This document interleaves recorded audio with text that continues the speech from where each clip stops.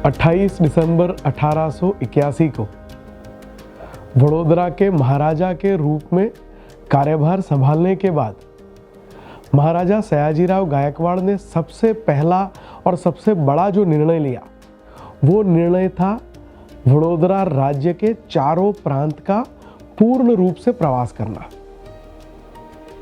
नवंबर 1883 से जनवरी 1887 तक तकरीबन 4.25 साल तक महाराजा साहब ने पूरे राज्य का प्रवास किया। और यह प्रवास कोई मोटर कार में नहीं, कोई घोड़ा बग्गी में नहीं, यह प्रवास उन्होंने बैलगाड़ी में बैठ के करने का निर्णय लिया।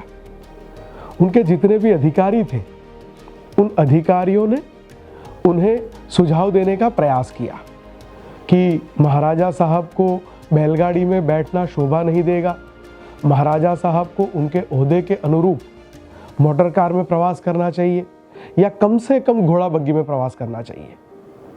महाराजा साहब ने इसके बहुत ही मार्मिक उत्तर दिए। महाराजा साहब ने कहा कि मुझे ऐश्वर्य प्रदर्शन में कोई रुचि नहीं है और बैलगाड़ी में बैठकर प्रवास करने के अपने आप में बहुत सारे फायदे हैं।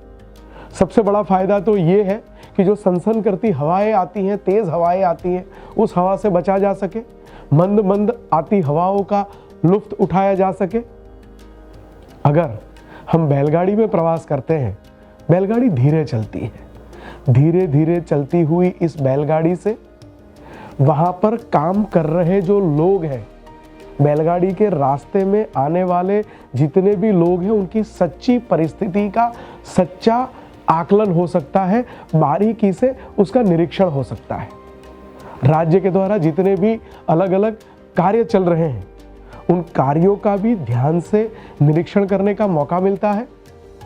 इसी प्रकार से उस समय ज़्यादातर रास्ते कच्चे हुआ करते थे। बैलगाड़ी होने के कारण बैलगाड़ी को जहाँ ले जाना हो वहाँ पे ले जा सकते थे।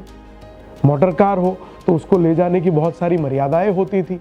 बैलगाड़ी होने के कारण जहाँ जाना हो वहाँ पे जा सकते थे।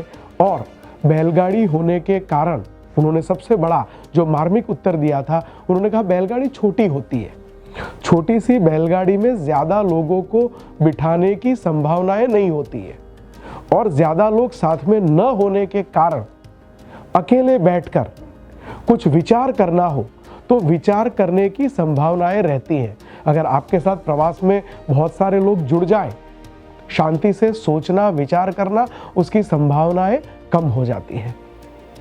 इन 4.25 साल के बैलगाड़ी के प्रवास के परिणाम स्वरूप महाराजा साहब ने सबसे बड़े जो 4 काम किए, पहला काम था सार्वजनिक रूप से मनुष्यों के लिए, नागरिकों के लिए और पशुधन के लिए सार्वजनिक रूप से पीने के पानी की व्यवस्था उपलब्ध कराना।